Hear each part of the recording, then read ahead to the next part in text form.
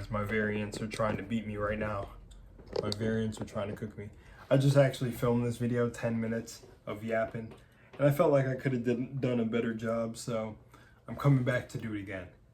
You guys have to look up the character He Who Remains. Now, I'm not a big Marvel dude and not a big Marvel comic reader or enjoyer, but when I see a certain character that I like, that I think is just like I gotta talk about, that's this video. I'm not gonna talk about Kang the Conqueror, He Who Remains, but I'm gonna talk about some small aspects of them that I think could help you master manifesting. Now, He Who Remains is interesting. There's this clip that I want you to find online.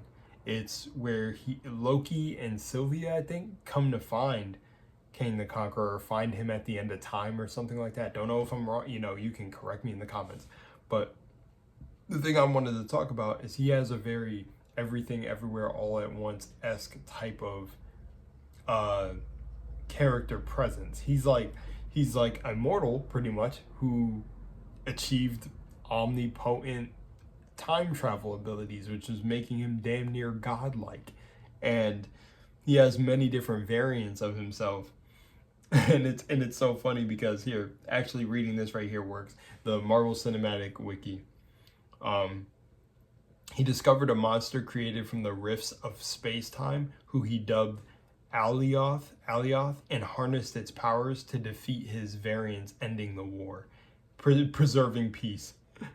This is him talking to Ravonna, the Renslayer. But anyways, if you're curious about He Who Remains, definitely do a deep dive. I think it's also funny that Kang the Conqueror, or one of the variants of He Who Remains, is Ramatut, and it's an Egyptian like ruler or something like that. And it's just funny. Go down the rabbit hole.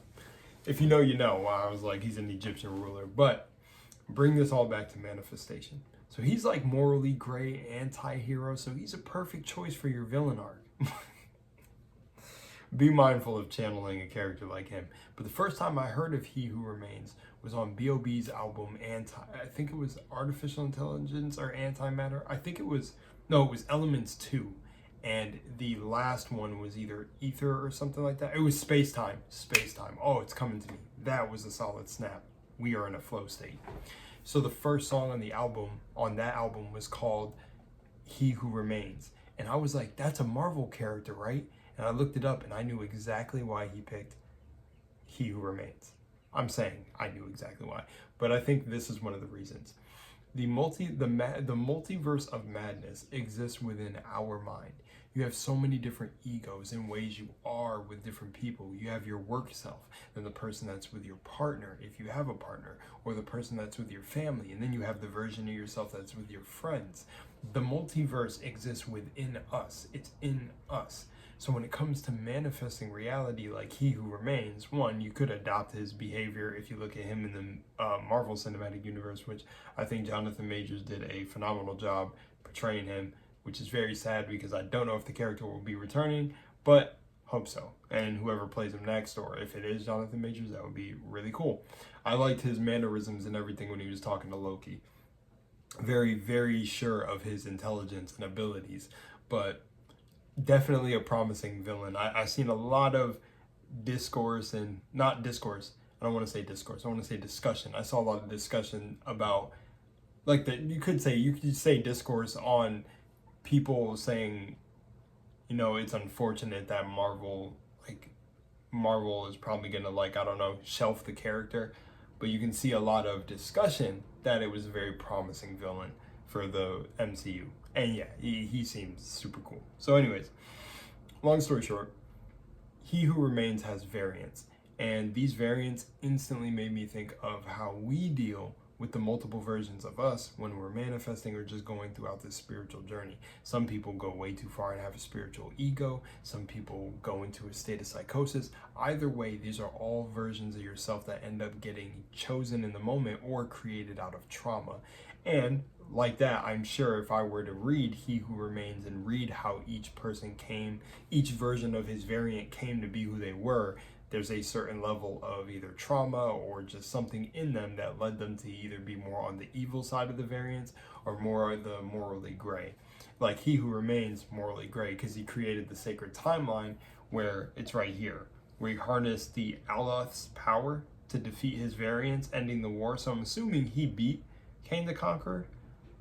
Yeah, some of his variants, such as Kang the Conqueror, saw the alternate universes as a place to rule over. Oh, thus starting the multiversal war.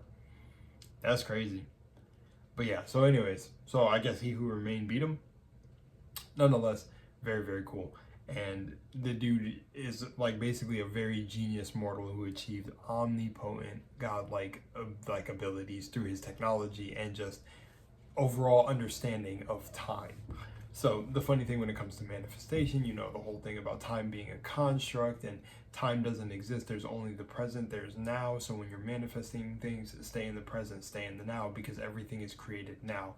When you like have an idea to go to a store or do whatever, or go to the mall or go take yourself out on a hiking trip, that idea is stemming from the present moment. You get these downloads from versions of yourself to do things.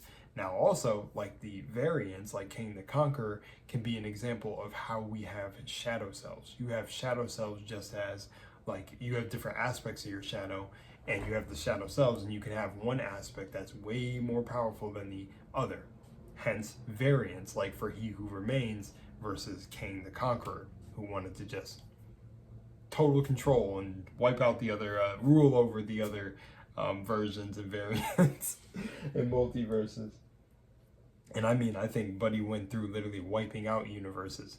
So, in a manifestation way, hate saying that word so much, you can literally, what is that? Oh, sorry, let a comment distract me, or a reply to a comment. But you can literally embody the character like method acting. Don't go as far as how He Who Remains is how He Who Remains is actually described, but you can use it in a way to actually manifest reality, because you know at the end of the day your imagination is God. Your imagination is the thing that is creating reality. So reality is cause and effect, internal world projected outward. So you focus on what is in your mind, and if you embody an identity like Kang the Conqueror, or He Who Remains, I mean, you could use either. I don't know if you're trying to go villain mode or whatever you're doing, but He Who Remains, if you embody an identity like that, you're like literally saying, because of the collective consciousness's awareness of He Who Remains, is that he was the final one that kind of ended the multiversal war. So think about that in terms of manifestation for yourself. If I embody the character He Who Remains, I literally end the multi-universal war within myself of jumping between all of these different identities, and I master the one timeline that I'm on. And I'm pretty sure he knew all of the events that were going. He has like omnipotent clairvoyance and claircognizance, so he knows every step and everything that was coming. And I don't know if it was Kang the Conqueror as a variant, or He Who Remains also, where he was damn near immortal because he just basically could see into time. So he could basically avoid anything that was coming, or even plan or orchestrate events to happen. So I even looked up a little thing quickly and was like, did he know he was going to die? And it was like, yes, he presumably knew he was going to die, and he set it up like that for him to die in the way he was going to, so Loki could take his place. But anyways, you see what I'm saying? All these aspects of He Who Remains, you could literally embody and be like an absolute crazy manifester, you know? So I just thought that would be a fun spin, because he has variants. And what I've noticed from people when it comes to having trouble with manifesting, I was actually just helping someone last night in a live stream of another creator who makes this type of content. I'm sure you can guess who, but that their self-concept or a version of themselves was really holding them back from experiencing the love they wanted to, the stories they were telling themselves. Now, this version of themselves that was doing that, you can look at one of the variants in the current moment taking over. Since the multiverse exists within us, it's like I can choose to experience whatever comes to me as whatever variant that I choose to be. So it's like if I'm going to make a YouTube channel or do whatever, and I really want to grow it as like no one does it better than me, then I can take on the Kang the Conqueror identity and be like, there's me, I'm here. I've wiped out every other variant. When I show up to do this YouTube thing, I'm here across all timelines. And then it's like that identity, the more I stay in that, it'll be the variant that I am. But you know, you can easily slip into the variant that's like, oh man, there's so, you know, the niche is oversaturated and all this, and you can take on that identity, which could be looked at as one of the lesser variants that was probably easily wiped out by Kang the Conqueror. But I've learned a little bit that He Who Remains and Kang the Conqueror are two of the strongest variants, I'm pretty sure, and two of the most intelligent. So, you know, there's funny clips you can see of like a whole council of like of is the character's name Reed Richards, I think?